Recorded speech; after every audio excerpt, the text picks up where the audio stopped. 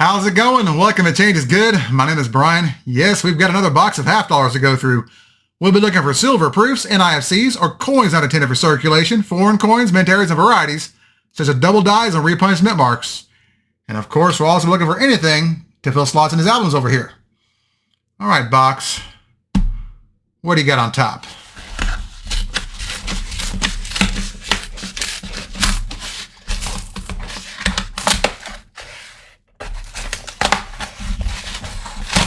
Stubborn.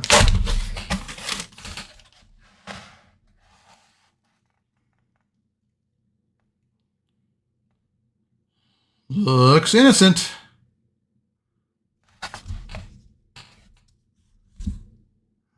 Uncirculated. Thought it might be a proof.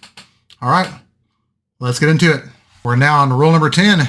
And we're finally on the board with an NIFC, or coin not intended for circulation. It's a 2003 D with a mintage of 2.5 million.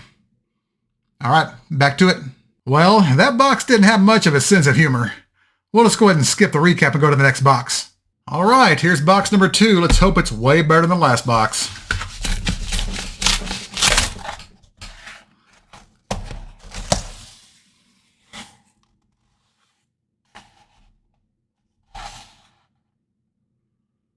Looks innocent and normal. Now we'll see what happens in the rolls. Let's get to it. We're now in the 9th roll. We have a double die. But before we go to the scope, you'll notice we have a short roll here, short about 1 coin. That's how it goes sometimes. All right, let's check out the double die. Under the scope is a 1971 D. This example does have some Ring of Death damage on it, so it's hard to see all the details, but you can see extra thickness here in the date and the motto, with splitting here at the top right serif of the letter I, and squareness at the top left serif and the bottom left serif as well. If you look at the word trust, you'll see extra thickness in the lettering, making it look a little bit distorted. The top of the U will slope upwards toward the right. There's also a big notch here at the bottom serif of the letter S. If you look at the letter T in Liberty, this example is damaged, but you can still see the top left serif is widened and squared. This is DDO number 6 on Variety Vista, or the FS102 in the Cherry Picker's Guide. It can be identified by the shape of the letter I over here in the word N, and the shape and extra thickness over here in the word trust. All right, back to the box. We're now on roll number 20. We have another double die. Let's take a look. Here we have a 1976 D Bicentennial. If you look at the top left serif of the 1, you can see it's widened and squared. You can also see notching here at the top right corners of the 7s, and here at the top right serif of the 6. And if you look at this half of the date, you can see notching here at the top right corner of the 7, and here at the top right serif of the 6. This is DDO number 1 on Variety Vista. All right, back to the box. Roll number 22. This time we have an NIFC, or a coin not intended for circulation. It's a 2003 P with a mintage of 2.5 million. All right, back to it. Well, that's all she wrote. The last 28 rolls were not very nice. That box was better, but not by much. We had 3 finds in total with 1 NIFC and 2 varieties, one of which was damaged. And folks, you know the routine. That's not going to fly. Let's do another box. Well, they say the third time's a charm. I'll have to see it to believe it.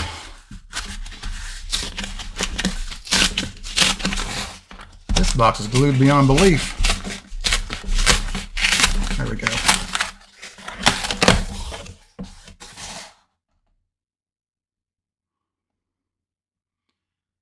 Looks okay.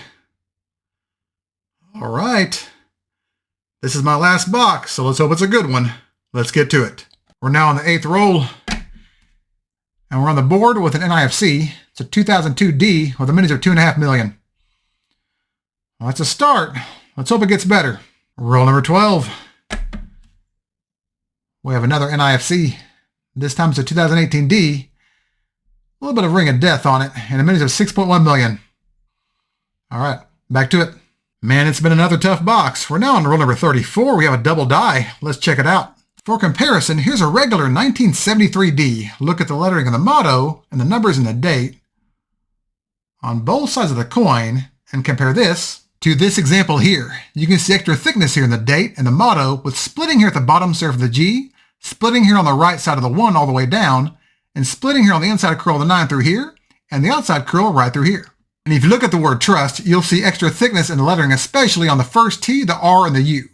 There's also a split running up the right leg of the R, splitting running down the entire letter of the S with a big notch here at the bottom serif. There's also a big notch here at the middle serif of the number 3 in the date. This is DDO number 1 on Variety Vista, or the FS101 in the Cherry Picker's Guide. Finally, it's something besides an NIFC. All right, back to the box. Next roll number 35, we've got a repunched mint mark. Let's take a look. For comparison, here's a regular mint mark on a 1973D. See how it looks. We'll compare this one to this example. Here you can see a secondary D mint mark peeking out here to the top and over here to the left. This is RPM number 1 on Variety Vista.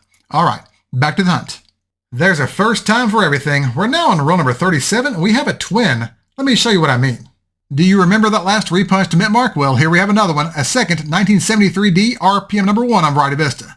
I see an empty box. Let's do a recap of the hunt. Well, it took 3 boxes, but we finally got a decent haul. We had 9 finds in total, including 5 varieties, 1971D FS102, a pair of 1973D RPM number 1s, a 1973D FS101, and 1976D DD number 1. We also had 4 NIFCs to top it off. After the last few boxes before these being so amazing, we just had to say welcome back to reality at some point. We've now hunted 57 boxes with 137 out of 297 slots filled. And as always, thank you all so much for watching. If you enjoyed this content and it made you want to break a few piggy banks, give the video a thumbs up and subscribe. And if you have any feedback or questions about any of these finds, just leave me a comment and I'll get back with you as soon as I can. Thanks again, and remember, every coin has a story, and sometimes it takes a while to catch up with them. I'll see y'all next time.